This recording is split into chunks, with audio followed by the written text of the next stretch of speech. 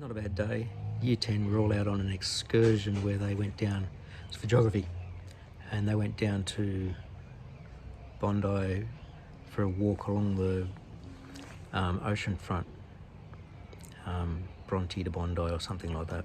I had my year 12s students who missed the exam do their catch up today, this morning. Year 8s, period 3, they were pretty good. We got through a little bit of the booklet.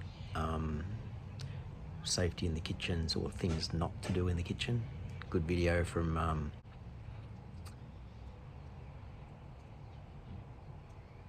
Jamie somebody. Name's completely jumped down my head. English cook. Anyway. And the kids are actually saying, that's not him, because I had a woman on the video. 11 this afternoon, 50% turn up. Tried to get into task 3. The kids are intent on completing task 2, which is fair enough. If they've got an N award for it, let's get it out of the way. I just want to get them through the course, so that's why I'm trying to push for them to work with me in class so they can then try and catch up. I got the laptops out so they could work on them. I had one who has really just avoided work the whole year, and now he's under the pump. And so he got a laptop out, started doing his on guard, couldn't remember his login, so we got that sorted. And he's working, and one of his things was just to sign up for the Evidence Central website. A 5-10 minute process, 5 minutes I think it took him. Done, he's in. One N award down. He's going to try and sign up for work placement overnight because he can do it on his phone because it's web-based. That'll be another one out of the way. So many N awards they've got, so many warnings for things that they should have done in term 1 under their own steam. And then I've got the kids who just don't seem to take any of their studies seriously. I've got a bit of time tomorrow morning. I'm going to try and get our gas bottle swapped over for our oxy welding set. And then I think let's have a look at my timetable again. I've got these guys again tomorrow, middle of the day, so it might be a little bit better. Year 10 in the afternoon, which I'd really like to get started in the workshop. 4 of my construction boys are doing work placement this week with our general assistant. The ones that had to catch up on the exam, they did that and then ran back off to do their work placement. So they're doing a catch-up. I think one of them's worked yesterday and today, so he'll be back into classes tomorrow. The others have a few more days. One's got 4 and the other 2 have got a whole week. But it'll be good to finally say everybody's done their work placement, which is a big hurdle when it comes to graduation. It's a thing that the DET just says they have to do work placement, 70 hours worth. Anyway, I'm going back to staff room.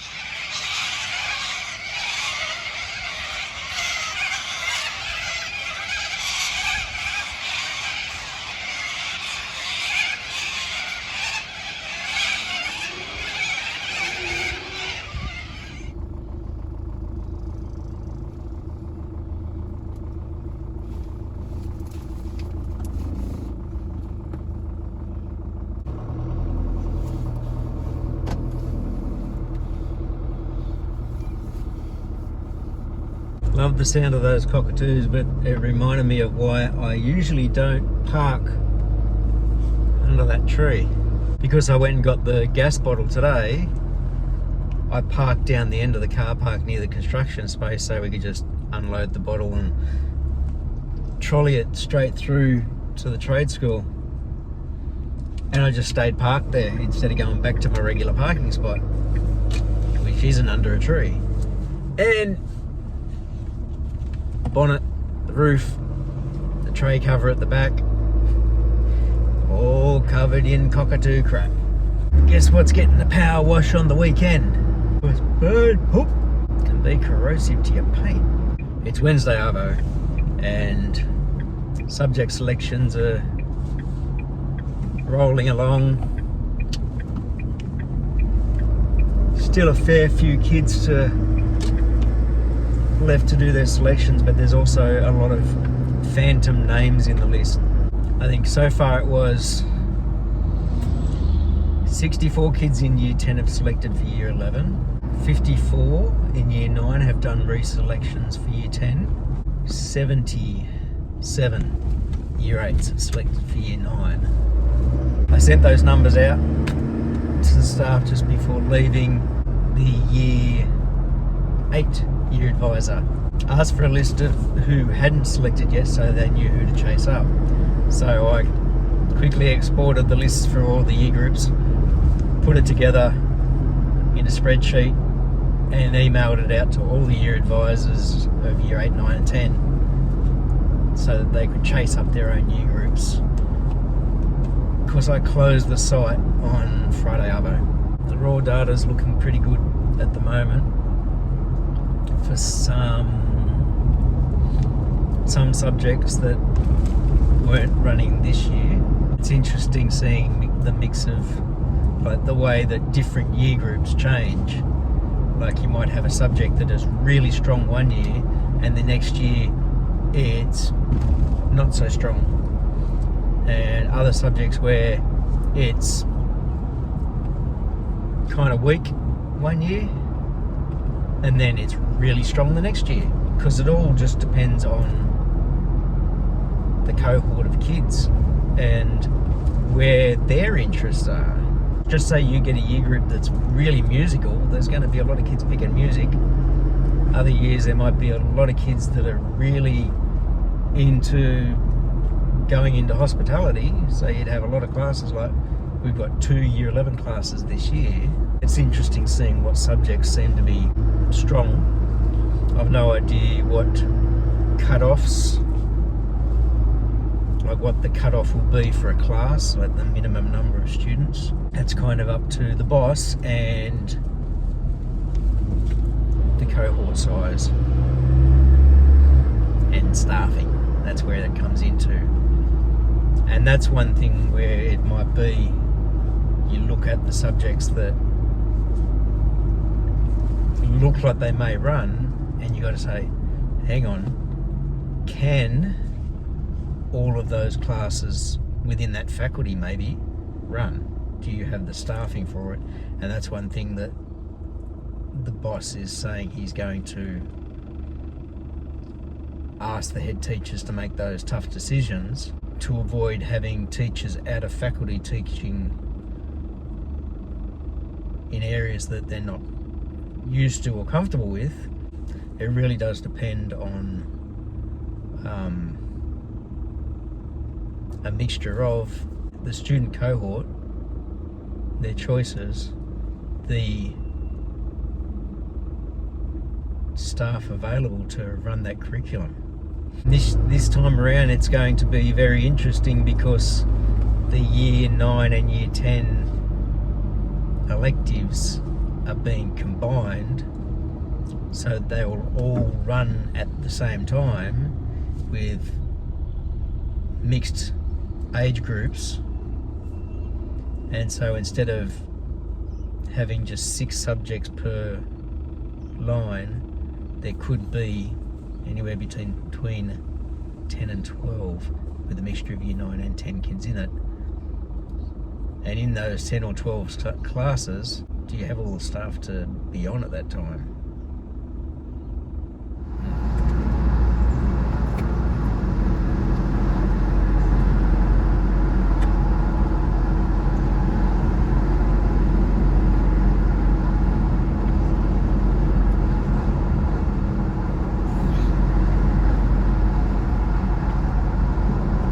Better be mindful of my speed. He popped out of a side street just back there, and everybody slowed down. Beautiful Saturday. Spring feels just around the corner, because it's in like 7 days. So yeah, next weekend will be the start of spring. Looked quite ugly out this morning, but when you stepped out, the wind was warm. Like I'm in a t-shirt today. Still need to get my blood work done. I also wanted to get rid of a whole lot of cardboard that I started collecting. a whole lot of polystyrene foam, and all of my plastic bags and soft plastics that are recycled. I don't want to go out and just do one thing just to try and save on fuel, I guess. That's why I sometimes do all my bottle and can recycling on the way home from work. I just stop at one of the things on the way. And so today I'm going to go get my blood work. The blood work place closes in 35 minutes. I'm lucky it's not a fasting blood work, so I'll just go and get blood taken out of me, continue down the mountain to the tip to do all the recycling. I might check the local Bunnings for the Merbau to finish off the letterbox. I've got to be careful because I don't want to overuse my arm because of the results from the scan, like from the ultrasound. It's kind of the first time in a while that I've actually got myself up and kind of active early enough. I think the weather might have had a bit of a thing to do with that, and the fact that I've really been wanting to get rid of this stuff out of the laundry, because that's where I ended up. All the cardboard and the styrene foam and everything was just in the bags. We were all just stored in the laundry and under the house. It's like, come on, got to get this out of the way.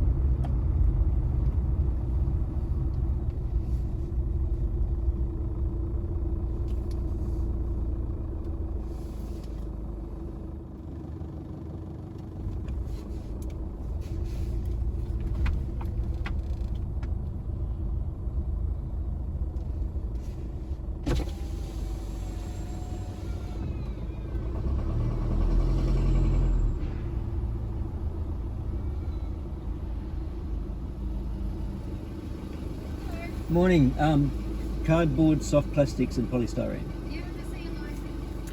And you got enclosed shoes on? Yep. Go first, I can head down this stuff.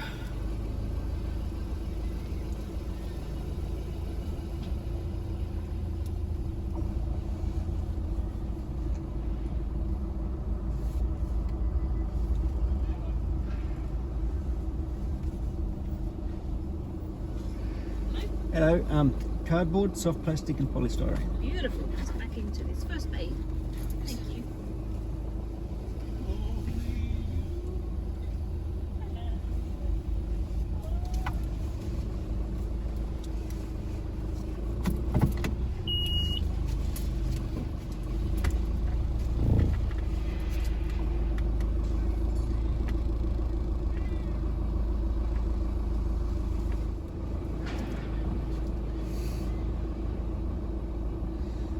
If I'd realised the chemical collection was on, I could have gotten rid of some other stuff. Damn it.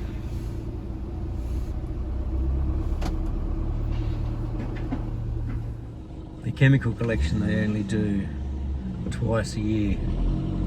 Once down here at Blaxland and once up in Katoomba.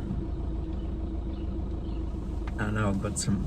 You can bring motor oil at any time, but paints and cleaning chemicals that are old nail polishes and that sort of stuff. My wife's got a little box of that, and I bought it here once, and they said, no, you've got to put that in the chemical collection, not just the regular collections. So, well, not the regular recycling. But like oils and batteries and all that sort of stuff you can bring any time, and they go in, just go in that shed.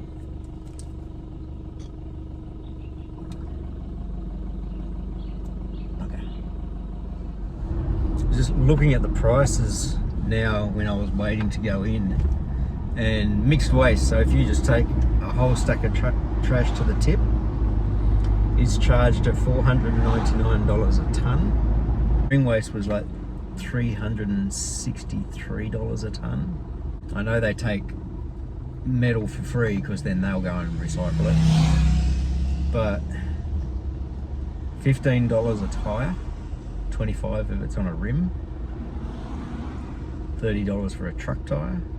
If you have a mattress in your general waste, like your mixed waste, it's charged was it $550 a tonne, I think, and they usually put a minimum charge of like $80 or $100 anyway. I didn't even notice if there was a minimum charge.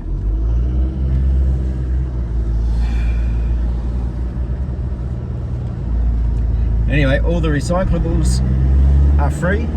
That's finally a bit cleared out.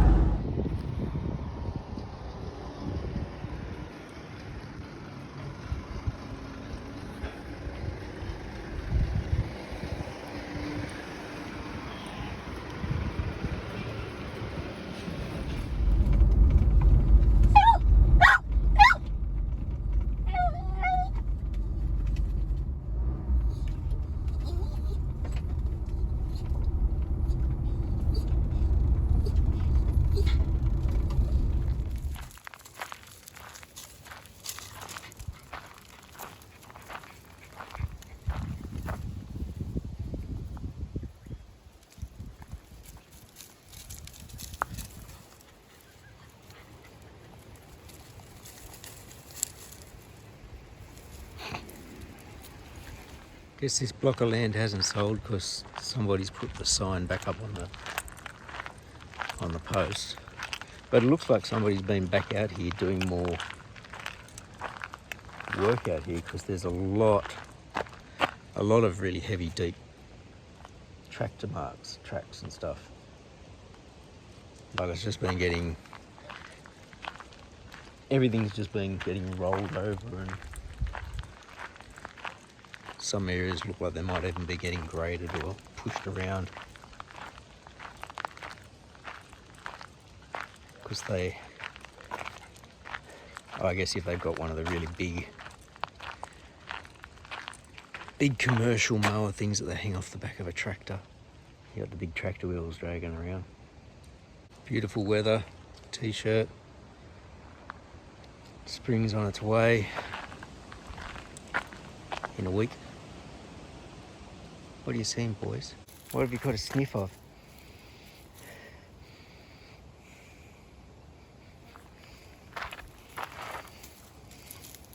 It smells like something dead.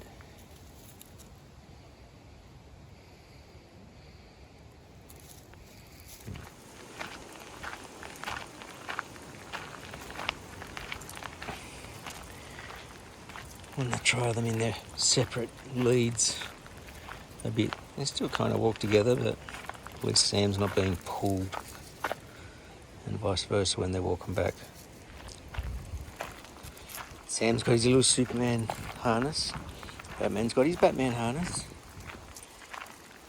But I'm not really happy with Sam's one because we can't tighten it up enough, and he can slip out of it if he pulls in odd directions. Look at that.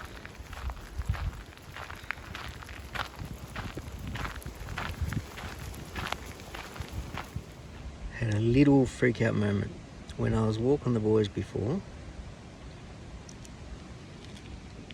Bit up the road there, all of a sudden I heard a clink, and I looked down and all my keys had fallen out onto the ground. Of course, I had them in like a little pocket knife type holder, so the keys would flick out at each end, and I had them hanging off my track pants on this thing. And I was looking around on the ground, I found all the keys, I found the little washers, but I couldn't find the screw part for the other end, and I went, I've got a spare at home, I'll go home and put it back together. And when I was there, I was looking around and I was missing my round to it, which was made for me by another maker in our Secret Santa, Fools with Tools Secret Santa years ago. And the name has completely jumped out of my head. Christobal seems familiar. Anyway, you can see where I'm parked. Halfway between there, the car, and me, the other side of those rocks is where the keys went clink on the ground. Probably about 20 metres past those white rocks just there. Now I've come all the way up here and I've just been scouring the ground, and there's the screw, and there's me round to it.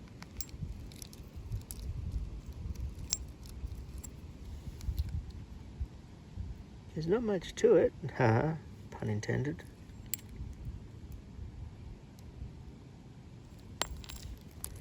But it was made for me, and it means something because of that. Which is why I drove back out here to try and find it. And quite happy I did. I've taken the keys off that keyring because it's not the first time it's fallen apart. Because the little screw just seems to undo itself every now and then. Yeah. I'm just glad I found it.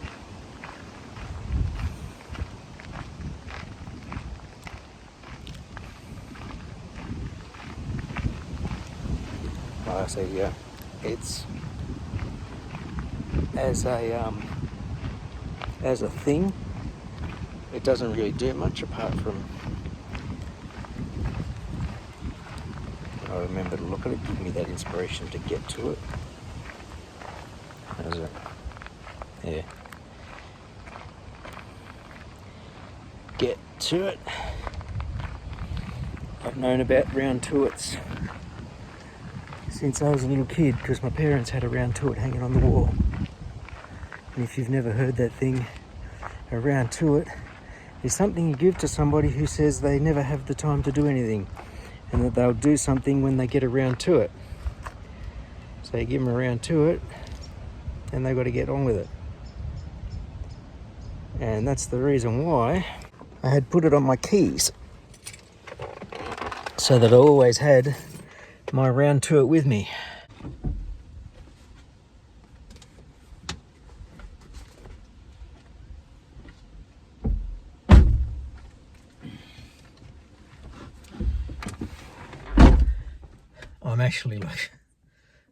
I'm completely stunned that I found it, because that is at least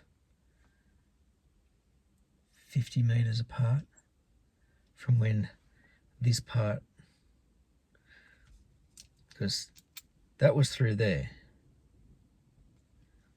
and then this screwed into another post that had all the keys sitting on it, and I even had to drill out some of the keys to make them fit on it, and it would hold keys at both ends because it was less, amazingly, it was less bulky than that, because they were all held flat at two ends of a thing. It kept coming undone. I'm glad I found it. I actually had it hanging off the band of my sweatpants on the little carabiner, because the pockets on these sweatpants are really shallow and I keep having things fall out of them.